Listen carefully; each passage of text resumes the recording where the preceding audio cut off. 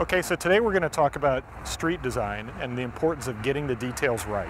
We're going to compare and contrast two sections of Westport Road here in Kansas City and sort of look at how each of them work, look at the details of each, and then show why one is so much better than the other. The interesting thing that we'll show on both of these is that they're both 5-lane sections, and then they both have sort of space for trees and a sidewalk space. But how they're put together and then the impact on the pedestrian experience is very different. So to start with, we're here in the heart of Westport on Westport Road, and what we would call a really good section of the streetscape.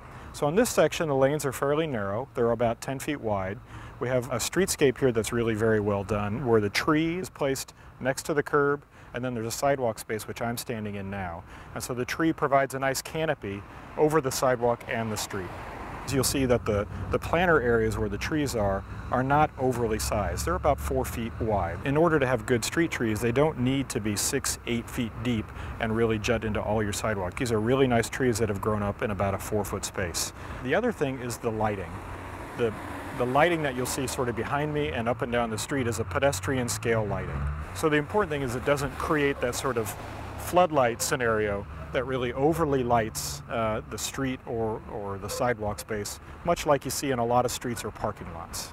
The parking lanes for the parallel parking are quite narrow. They're about 7 foot. The combination of all of these factors allows for a street section that is still fairly modest and keeps the travel speeds down. You'll find that people are generally driving between 15 and 25 miles an hour, which is a very comfortable speed if you're a pedestrian to be near. Now, it also helps that a lot of these are in the 300 to 500 foot range in terms of block size, and that also helps to sort of minimize the travel speed. And we always emphasize that that traffic speed is so important in a pedestrian environment. Keeping it low is really critical to the success of that particular area.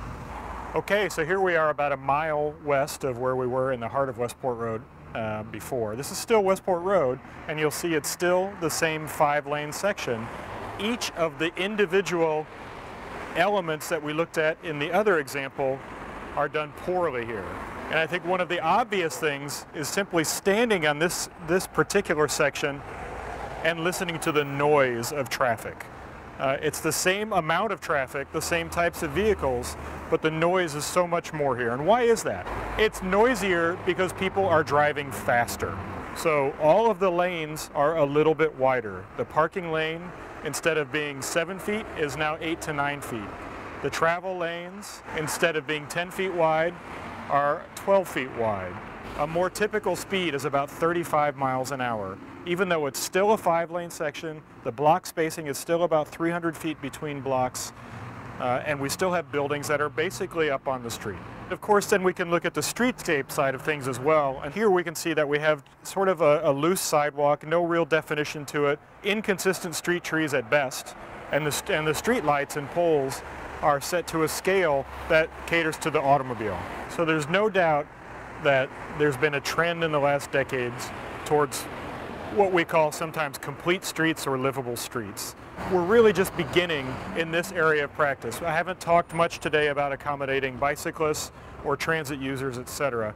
That's really a next level up that we have to get to. The importance that I'd like to get across here is to really nitpick all of the details on your street sections. We try to be very particular about the details because it's absolutely the difference between success and mediocrity.